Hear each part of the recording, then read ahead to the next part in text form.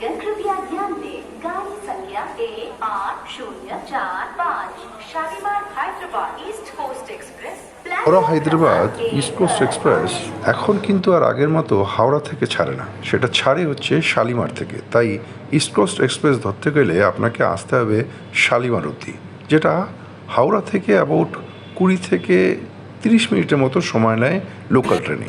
আমি ব্রিজের নিচটাই দাঁড়িয়ে আছি। এই ব্রিজের নিচটাই দেখাচ্ছে M1, এখানে M1 দেখাচ্ছে, M2 তারপরেই আসবে। তার মানে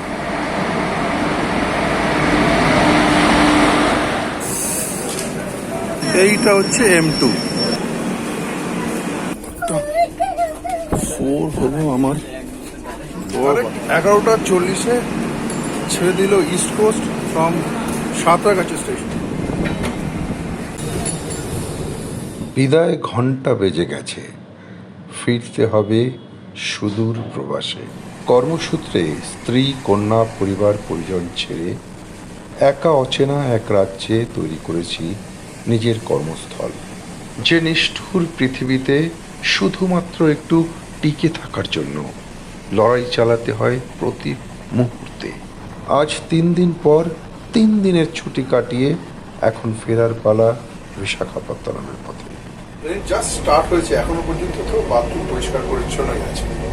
আমাদের কম্পার্টমেন্টে একটা যেটা ডান দিকের বাথরুম সেটা হচ্ছে ইউরোপিয়ান টয়লেট, আর বাঁ দিকের যে বাথরুমটা হচ্ছে সেটা হচ্ছে ইন্ডিয়ান টয়লেট। এটা হচ্ছে ইউরোপিয়ান টয়লেট যেখানে ডাব্লিউসি আছে, আর তার পাশে বাঁ দিকে এটা হচ্ছে ইন্ডিয়ান টয়লেট, আর এখানে রয়েছে হ্যান্ড। বয়সজনিত কারণে আমি এখন আর ইন্ডিয়ান টয়লেট ইউজ করতে পারি না, তাই ট্রেনে উঠে প্রথমেই আমি খোঁজ করি কোন টয়লেটে কোমোড আছে। চলুন সেই টয়লেটটাই ঘুরিয়ে আপনাদেরকে দেখানো যাক। সর্বোপরি টয়লেটের পরিস্থিতি মোটামুটি খারাপ নয়, এখনও পর্যন্ত ঠিকই আছে। আমাদের কোচ ঢুকেই ডান দিকে 4 নম্বর হলো আমার পথ।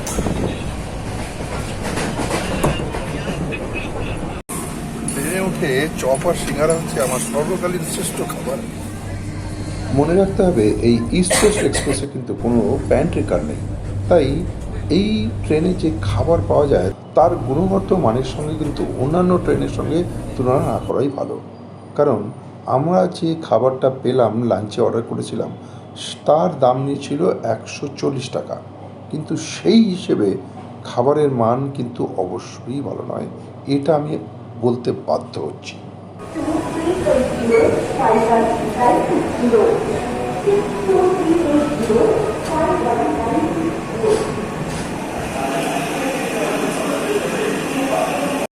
ট্রেনটা বিশাখাপত্তনমে ঢোকানোর কথা ছিল ইস্ট কোস্ট অ্যাকচুয়ালি 3:35 সকালবেলা, কিন্তু ঢোকালো হচ্ছে 3:57। মোটামুটি সেই হিসেবে অন টাইমই ধরা যেতে পারে।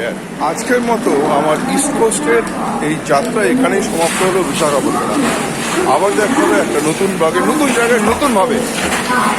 ভালো থাকবেন, সুস্থ থাকবেন। নমস্কার।